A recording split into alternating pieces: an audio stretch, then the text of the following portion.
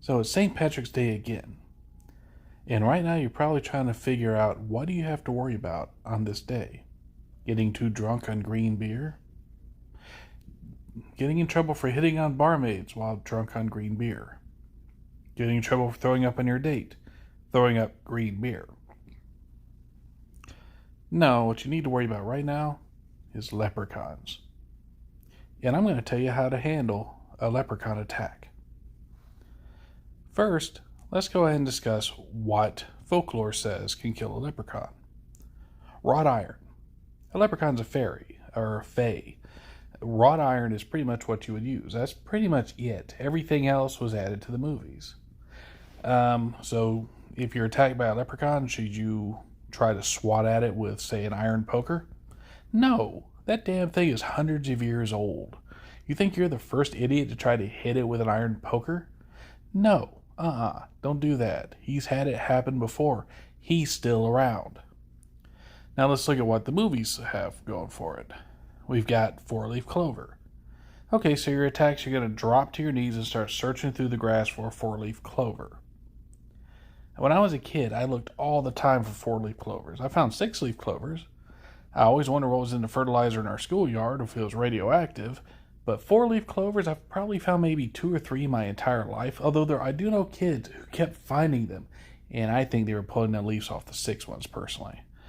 So, that's not very helpful. And also, in the Leprechaun movie, what was it? He got stuck in a trunk and the guy put a four-leaf clover on top of the trunk to store the leprechaun. He's going to get out eventually. That clover's going to rot. That clover's going to get blown off by a breeze. Somebody's going to come in there and go, oh, trunk, and open it up. Somehow, some way, that trunk is going to open up. That leprechaun is coming out, and he's going to come after you. And if you're already dead, he's coming after a family member. So, no, that's not how you handle it either.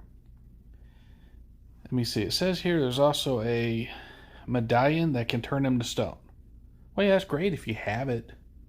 I don't have it. Do you have it? No, you don't. So let's put that one aside. Destruction of his gold. Well, that would mean that you'd have to get his gold. And I'm sorry, I've seen that movie. The last time somebody actually got his gold, actually scratched, I don't know if it's the last time. I haven't seen all the movies.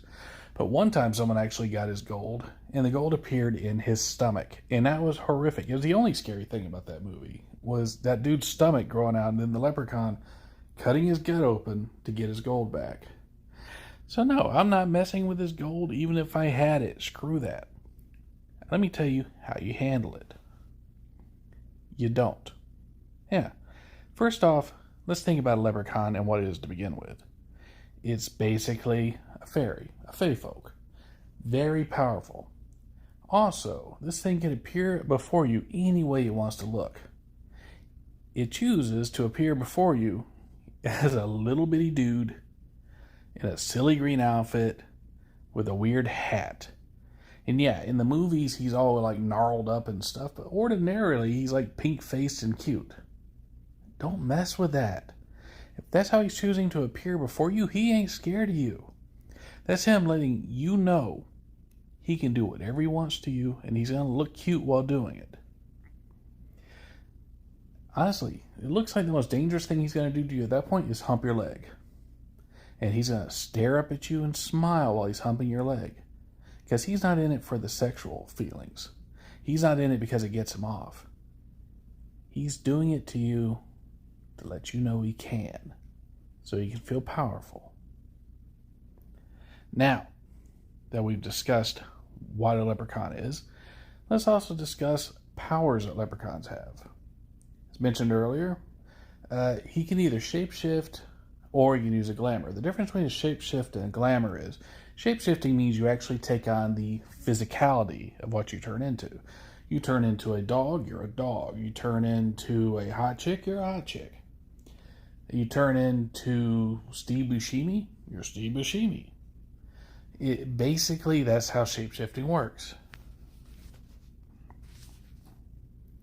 Now, there's also a magic spell. It's called a glamour, which fairies are supposed to be using a lot. Now, glamour basically means to you it looks like a thing, but it's not actually a thing.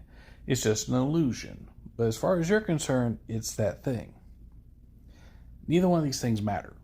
Because again, that leprechaun's been around for hundreds of years. You're not rolling up on him with anything he hasn't dealt with before. Why did I bring it up? I don't know. This video's already gone too long to be a short, so I just got stretched out a little. But let me just go ahead and get to the point.